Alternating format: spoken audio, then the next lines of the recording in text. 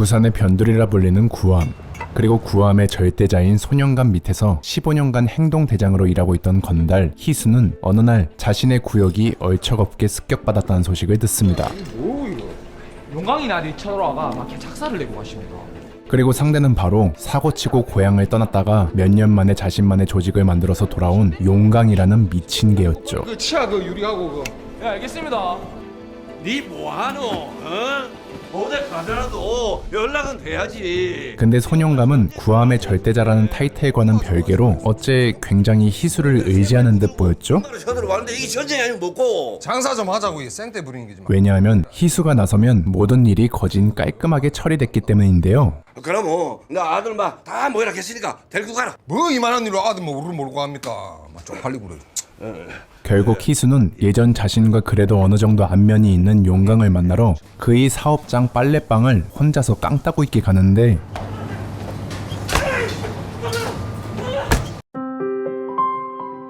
소년감 말을 들을 걸 그랬죠? 이불을 두드리는 대신 사람을 두드리는 이곳. 아이고 이수 동생. 그렇지 애타게 불러도 안 오더만은. 그래 혼자 왔나? 아, 그럼 뭐 혼자 오지 뭐 학부모 모시고 올까 얘. 아 씨발 쪽팔려. 하지만 희수는 정색과 능청어린 표정을 섞어가며 용광을 압박해보는데 행님, 야, 우리 행님 진짜 예전에 진짜 멋있었는데 세월에는 뭐 장사 없네요. 그런 희수에게 기죽지 않고 갑자기 뜻밖의 스토리텔링을 시작하는 용광. 이 밖에 절마 와 두드리 맞고 있는 줄 아나? 절마가 그 세잔줄하고 세탁기에 나가 말아먹은 게 1억 원 치는 데일기라. 뭔 소린겨? 근데 우리는 그냥 몇 대 때리고 만다. 교육적 차원으로. 원가루가 원가가 원래 낮거든. 뽕네. 공급도 우리가 하고 배달도 우리가 하고 파는 것도 우리가 한다. 용광은 현재 희수가 가장 갈증하는 금전적인 부분을 긁어댐과 동시에 일절 똥 튈 일 없다. 그냥 굿이나 보고 우리가 나눠주는 떡이라 먹으면 된다. 그의 자존심까지 긁어대기 시작했죠. 이 동네가 만만하게 보이는겨. 내가 사람 하나 쫓아가 밀항선 타고 도낀 게 15년 전인데 돌아보니까 여는 그때나 지금이나 똑같다. 영감쟁이는 여전히 대장질 하고 있고 희순이는 좀 다를 줄 알았거든. 근데 인자 보이 똑같네. 그리하여 용광 앞에선 티는 안 냈지만 용광의 사업 제안을 슬며시 소년감에게 추천해보는 희수. 희수야. 인데 약쟁이들은 같은 건달들도 무시하고 따돌린다. 어림도 없었습니다. 겉에만 설탕이 발라있고 그 안에는 독이 든 음식입니다. 소년감은 현재 자신의 자리에 만족할 줄 아는 보스였고 그런 소년감 밑에서 중간 보스라는 타이틀 외에는 인생에 있어서 아무것도 이룩하지 못한 희수는 아주 작은 불만을 와 소년감에게 표현하는 것 말고는 아쉽나? 아쉽지. 지금 할 수 있을 만한 게 없어 보였습니다. 영암님 밑에서 중국산 고춧가루 팔아가지고 뭐 언제 난뭐 큰돈 안 만져보겠습니까? 그리고 이런 희수의 틈을 내가 아는 놈 중에. 타이밍 좋게 벌리기 시작하는 동네 선배 양동희 형님. 근데 그러면가 그러더라. 이제 대한민국에서 뭐 빠진코 관광호텔 시대는 다 끝났겠다. 그는 생긴 거와는 다르게 사업 수완이 좋은 남자였기에 성인 노락실. 희수에게 동업을 제안하는데요. 수야, 이 내랑 같이 일해볼 생각 없나? 어? 언제까지 소년감 밑에 붙어 있을 게고? 그리 붙어 있으면 말리장이 니가 될 것 같나? 소년감 조카가 또 도다리 새끼인데. 하지만 소년감과의 세월이 짧지 않았기에 내 행님 좋아하는 거 알지? 걔가 오늘 얘기인데 못 들은 걸 하겠습니다. 의리를 계속 지키려는 희수와 그런 그에게 어느 날 불을 지피는 소꿉친구 철진.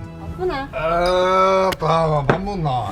철진은 소년감 밑에서 이룬 것 하나 없는 희수와는 반대로 부산에서 알아주는 조직 영도파의 에이스로 급부상한 남자였죠. 참, 조 부장님 구암 출신이라 안 했나? 네, 맞습니다. 그런데 그는 하긴 박희수가 평생 만리장 지배인으로 썩을 받고는 아니지. 유독 희수의 능력을 아까워했습니다. 양도 형님하고 니하고 손잡으면 이 바닥에서 뭐라도 하지 않겠나? 하지만 자존심 하나로 지금까지 버텨온 희수는 이 씨발놈아. 그래 너는 요 똥밭에서 벗어나려고 그 씨발 그 영도같이 붙었나? 이런 모든 유혹과 빈정거림에도 불구하고 소년감의 밑에 있기로 결심을 하는데 쓸데없는 소리고. 희수가 자신의 제안에 미적지근한 반응을 보이자 결국 기다림에 지친 용광이는 이거 커피값도 천나게 비싼데 니 뭐 돈이나 있어요?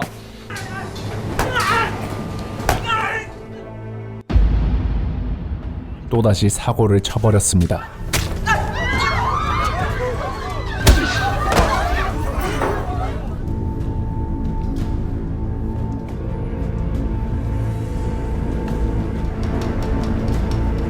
그리하여 한 번은 그럴 수 있다 쳐도 두 번째부턴 조직의 입지까지 달린 일이었기에 이 구함은 대대로 묵일 게 없다. 손영감은 평소와 달리 그래도 막상 누가 묵자고 덤벼들면 반드시 피를 봐야 한다. 끝내 칼을 빼들었죠. 옥사장, 영등도 얼추 빠졌지. 용광에게 뽕과 노름으로 인해 빨래방을 뺏긴 옥사장을 찾아가 얼떨결에 용광의 가장 소중한 정보를 듣고 윤광이만 잡으면 내 살려주는 거가? 빨래 공장에 가면 칠바세탁기가 고장나 있다. 그 기계 뒤에 모닥박스 뜯어본 금고가 하나 있거든. 비밀번호가 곧바로 작전을 개시하는 희수.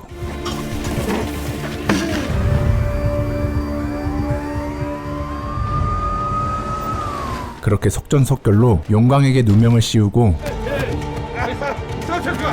형이 얼마나 떨어질 것 같습니까? 못해도 한 5년은 안 나오겠나? 손영감에게까지 비밀로 하며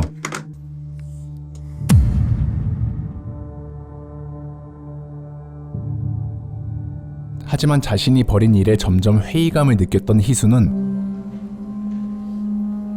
갑자기 철진이 다 안다는 듯이 말하는 것을 기점으로 니도 이제 철 좀 드는 겁네. 일도 깔끔하게 처리하고 옥사장 보내고 용과의 역할가 빠여놓고 좀지가 많이 늘었던 얘기다. 더 이상 이대로 살면 안 된다는 위기감에 휩싸이는데요. 아니 어디서 아니 네 어디서 네 뭐니 어디서 들었노? 그래서 다음날 손영감에게 사표를 내는 희수. 저 이번 달까지만 나오고 말리장 처벌합니다. 나가면 뭐 할 낀데? 그 양동이 형님이랑 그 성형 오락실에 내가 얼마나 그래 엮이지 말라 했는데. 아 그럼 뭐 영감님하고 엮이면 뭐 좋을 거 있습니까? 그런데 네 여태 누더게 먹고 살았는데. 희수는 무엇 때문에 이렇게 성공에 집착을 하는 것일까요? 아니 뭐 죽을 때 죽더라도 내 진짜 뭔가 한번 해봐야 될 거 아닙니까? 사실 그는 오랫동안 자신의 옆을 지켜준 애인 인숙이. 아 근데 그저도 그 펜션 하나 지어갖고 사업 한번 해보려고 하는데 마당에서 그 고기도 구워 먹고 그리고 그 애인의 아들 아미와 오순도순 노후를 살아가려는 꿈이 있었습니다. 이 나왔으면 새끼 인사를 해야지. 말뭐 됐습니다. 제가 뭘 압니까? 야 팔 아프다 왜 받아라. 옛날처럼 바보지도 않으니까 그 걱정 좀 하지 마이소. 근데 이런 위험한 건달 생활을 계속 이어가다 보면 다 넘가줄 긴데 뭐가 그리 급하노? 아 맞겠습니다 그. 그런 성공보다 더한 쪽박 인생을 살 거라는 걸 직감한 희수였기에 진심이가? 예 진심인데요. 자신의 지난 15년을 과감히 포기해버린 거였죠. 누구들이 뭘 하건 이 구함에서 일하려면 세금은 10%다. 날짜 단디 지켜라. 그렇지만 개인 사업자로서 사업을 너무 물러보고 내 차 아니다. 네 차다. 한번 타봐라. 제 차야. 이렇게 돈을 펑펑 쏘대면 당연히 사업이 성공할 수밖에 없지. 부럽다. 사업 수완 오지게 좋았던 양동이 형은 정말로 거상이었던 거죠. 자신이 건달 생활하며 한 번도 만져보지 못한 금액을 하루하루 만져가며 다시 한번 자신의 결정이 틀리지 않았다는 걸 확신하는 희수였죠. 하지만 이 조그만 구함 바닥에서 성공을 하면 당연하게도 똥파리들이 귀신같이 꼬이는 법. 결국 희수와 양동이 사업에 군침을 흘린 영도파가 깽판을 치기 시작했군요. 아 지금 움직이면 안 됩니다 형님. 호중이랑 바꿔가 뭐 아무 생각도 없이 뭐 치고 돌아왔겠습니까? 그런데 섣부르게 영도파에게 행동하면 오히려 역풍을 맞기에 조금 더 차분하게 대응하자는 희수의 뺨따기를 때리며 이 바닥을 한 번 밀리면 끝까지 밀리는 거 모르나? 상대가 손가락을 잘라가 악당원으로 쓰면 막 우리는 배를 갈라가 장자를 꺼내놔야 하는 기다. 알았나? 무지성 닥도를 해버린 양동이 형.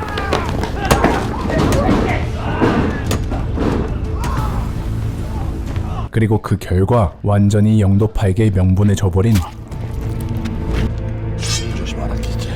양동이 형이었습니다. 그쪽도 알다시피 이번에 죽어나가 우리 회장님 조카입니다. 옛날 같으면은 전쟁 시작해도 할 말 없는 상황 아닙니까? 솔직히 그쪽 오락기 사업 때문에 우리 쪽 손해가 이만저만이 아닙니다. 우리도 한 자리 낍시다. 그렇지만 아무리 생각해도 더러운 영도파의 행동에 뿔이 날 대로 나버린 희수는 아 그냥 전쟁합시다. 마음 깔아앉히고 잘 한번 생각해보소. 아직 시간 있으니까. 끝내 지나간 2년이라 해도 아직까지 잘 지내고 있는 손영감에게 조언을 구해보는데요. 전쟁은 일단 시작하면 물를 수가 없다. 헌데 손영감은 지금까지 모습과는 달리 전쟁 이야기가 나오자 귀신같이 차가운 백전노장으로 변했죠. 서로 나가 떨어질 때까지 계속 죽어나가야 된다. 그래야 합의가 된다 그 말이다. 철진이는 모자원 때서부터 내 30년 친구입니다. 30년 친구 대신해가 네가 죽을래? 야, 역시 괜히 한 조직의 수장이 아니었던 손영감. 어쨌든 희수는 그렇게 손영감 조언에 따라 자신의 절친 철진을 담그려고 마음을 단디 먹는데 내가 엄마 하지 마라. 내가 어떻게 지금 니암 천리 몰락했는데 그래갖고 이 싸움이 안 끝난다 하더라. 철진은 선영감의 사냥개 박희수. 다 죽어가는 마당이라 그런지 내 말 틀리나? 희수가 들으면 소름 끼칠 만한 비화를 그에게 말해줍니다. 네가 선영감 개가 아니면 와이 싸움에 끼들었나? 그 꼴랑 오락기 사업 지키려고. 야, 이거는 우리 같은 쫄따구들하고는 아무 상관없는 싸움이다. 그럼 누가 상관이 있는데? 남회장, 용가에도 남회장이 밀어넣고 구함을 먹으려고 북하는 거지. 남회장 물건이 넌 들어오고 있다. 북한이 가덕도 신앙으로 이전한다고 그 동네 라인이 다 막히거든. 그러니까 여기서 잠깐 정리해보자면 결국 손영감과 남회장의 패권 싸움 때문에 모든 사단이 일어난 거였고, 이 와중에 손영감은 이제는 손 씻은 희수를 이용해 남회장 세력을 정리하려고 한다 라고 지금 철진은 희수에게 설명하고 있는 거였습니다. 그러면 이게 전부 한국 먹자고 벌인 전쟁이란 말이야. 그래, 바로 그기다. 이 진짜가. 그래, 그기시다. 안 그냥 멀쩡하게 사업하고 있는 일을 와이 전쟁 더 밀어놨겠노? 니도 이 처음부터 다 알고 있으면서 이 지랄 할 때까지 그냥 가만히 지켜보고 있었나? 그래서 희수는 이제 정말 누구를 믿어야 할지 몰랐고, 무슨 할 얘기 있어 온 거 아이가? 그냥 지나가다 들렸습니다. 손영감 쪽 만만히 보지 말라 했지. 끝내 손영감의 조언 또한 따르지 않아 버리죠. 걱정하지 마십시오. 구함은 저도 잘 압니다. 이제 미끼를 던져놨으니까 곧 물겠지. 근데 철진이 이 새끼도 뭔가 희수에게 떡밥을 던졌다고 하네요? 희수굴마 손영감의 사냥개라 했지. 그런 사냥개를 상대하려고 하면 미친 개 한 마리 불어넣는 것도 나쁘지는 않겠네. 하지만 남회장은 그것도 부족하다 생각했는지 또다시 구함에 미친 개를 풀어버립니다. 내 안에서 편하게 놀고 있는데 와 불러냈노? 에? 와, 내보고 또 깨춤하면 추라고. 알았다. 어디도 한번 가보지. 그리하여 미친 개는 살풀이를 시작하는데 뜬금없이 자신의 옛 구역인 빨래방부터 조지는 용강. 내가 빵에 가 있는 사이에. 알고 보니 그는 희수가 훔쳐간 황금 보따리부터 찾고 있었습니다. 그러면 이 안에서 가마 하나 못 봤나? 못 보십나? 그렇지만 희수가 설마 그걸 갖고 있을 거라고 생각은 못해서 엄한 놈 인생 조지고 있는 용강. 성게를 첨이가 아구창도 박살나고 해. 아무튼 용강이 다시 풀려났다는 소식에 잔뜩 긴장한 희수와 동료들. 근데 아니 일전에 형님이 상대방이 손가락 자르면 우린 뭐 배를 갈라가 뭐 창자를 꺼내야 된다면서요. 갑자기 이를 크게 벌린 양동이 형이 용강이 소식에 곧바로 발을 빼버립니다. 이게 뭔지 알아? 내가 옛날에 용광하고 싸움이 붙었는데 가가 나를 이리 만들어 삐더라. 나는 더 이상 못하겠다. 이렇게 그나마 거느리고 있던 인원들까지 분열해버리자 막다른 길에 다다른 희수와 그런 희수의 통수를 시원하게 쳐버린 양동이 형. 줄지다. 나는 네가 시키는 거 다 했다. 천대로 좋게 죽이되는 거. 형님, 와, 뭐야. 지금까지 양동이 형 모든 행동이 다 철진의 빌드업이라는 거네요? 글마가 자꾸 꿈에 나타났어. 내 요새 어메이징하네 진짜. 잠을 못 잔대. 일단 마무리되면 부산 바닥에 어느 술집이고 형님 허락 없이는 맥주 한 병 못 들어가겠습니다. 헌데 그 시각 남회장하고 손영감 간의 싸움이다. 더 이상 도망갈 틈도 없었던 희수는 영화의 초반부처럼 또다시 깡 따고 있게 혼자서 용강을 찾아갔죠. 내 같은 용병까지 뛰들어가 떠들썩하니 좋은 꼴이 나겠나? 그라이까네.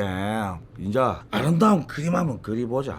헌데 용강은 희수를 위협하는 대신 달콤한 제안을 합니다. 이러면 이건 전쟁이 끝이 안 나.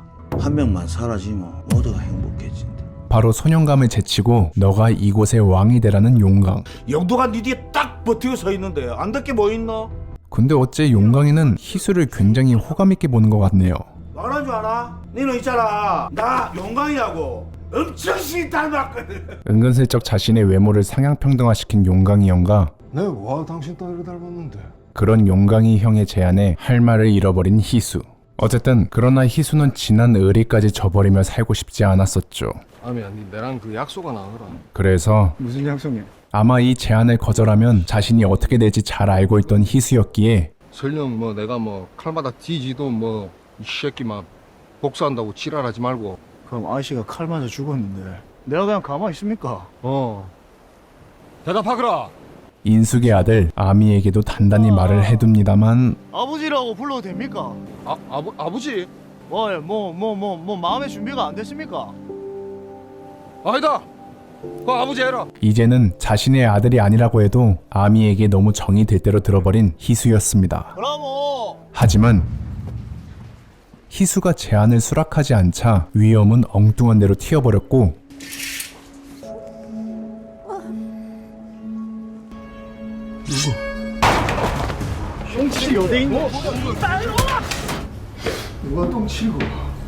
그렇게 아미는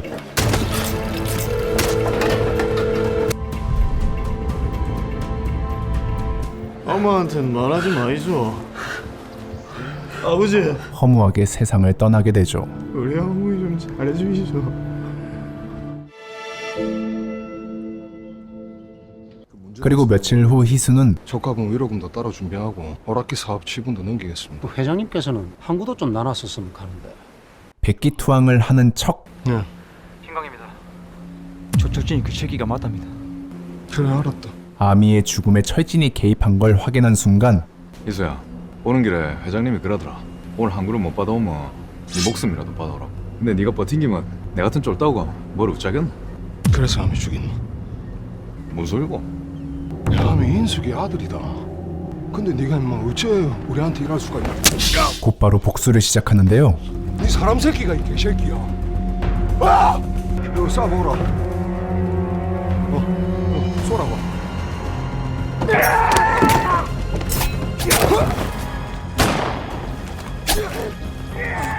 그렇지만 영도파는 보통 연장을 쓰는 곳이 아니었기에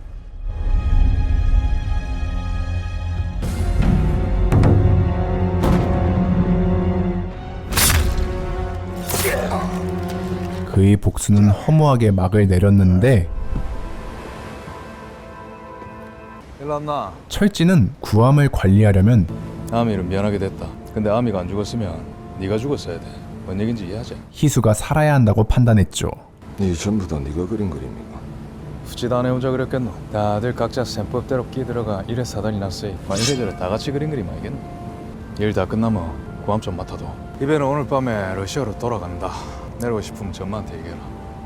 그렇게 결국 철진의 제안을 받아들인 희수와 희수가 끝내 영도파로 들어가자 네가 여기로 온 거 보이. 희수는 벌써 죽었는 갑네. 한순간에 나가리가 되어버린 소년감. 그리고 그런 소년감의 볼품없는 마지막을 보며 희수는 마침내 전에 다시 한번 용강이를 찾아갑니다. 가방 하나 잃어버렸다고 하지 않았어요? 용강이의 황금 보따리를 안고서 말이죠. 이 가방을 들고 왔다는 거는 뭔가 내한테 바라는 게 있다는 뜻이겠지. 그럼 이 영광이한테 원하는 게 뭔지 한번 말해봐라. 이 작품을 보고 오랜만에 한국 느와르에서 재미있는 작품이 나왔구나 라고 저는 생각했었습니다. 왜냐하면 저는 느와르 장르에서만큼은 낭만보다는 현실을 좋아하는 사람이기 때문인데요. 어릴 때는 뭐 야인시대에서 김도한이 날라차게 하면 의리를 쫓는 낭만을 좋아하긴 했는데 커가면서 법보다 주먹에 기대어 사는 사람들이 얼마나 양아치인지 점점 깨달은 저였기에 기름진 낭만보다는 현실의 푸석푸석함을 제대로 보여주는 영화 비열한 거리가 요즘의 제 취향과 더 같다고 말할 수 있겠네요. 그래서 이번 뜨거운 비도 재밌게 봤고요. 네, 영화 대사에서도 나오는 건데 이 작품은 시발놈들의 향연입니다. 그리고 초반 분위기와는 다르게 의외로 전개를 예상하기 쉽지도 않죠. 생각보다 이런 점들이 꿀잼 포인트라고 말할 수 있습니다. 아마도 작품 자체가 원작 소설이 있는 거라 내용적인 면에서 알찼다고 보여지는데요. 참고로 영화는 김원수 작가의 동명소설을 원작으로 한 작품입니다. 근데 영화의 장점이자 단점이라 볼 수 있는 게 그 초반 대사 전달력이라고 해야 할까요? 아무래도 서울 토박이인 제 입장에선 가끔 방금 대사가 뭔 말이었지? 하는 경우가 있긴 했었습니다. 근데 부산 네이티브이신 분들한테는 편한 그 자체였다고 하네요. 그만큼 부산 현실 고증에 굉장히 신경 쓴 작품이라 볼 수 있겠죠? 어쨌든 중요한 건 그럼 영화 뜨거운 비는 어디서 보냐? 바로 온라인 스트리밍 서비스 OTT 시즌에서 볼 수 있습니다. You have a problem with Thomas Wayne. Yes, I do. 시즌에서는 뜨거운 피를 비롯해 다양한 영화, 드라마를 만나볼 수 있는데요. 그러니까 극장에서 못 보고 지나친 영화가 있다면 시즌으로 달려가시면 됩니다. 네.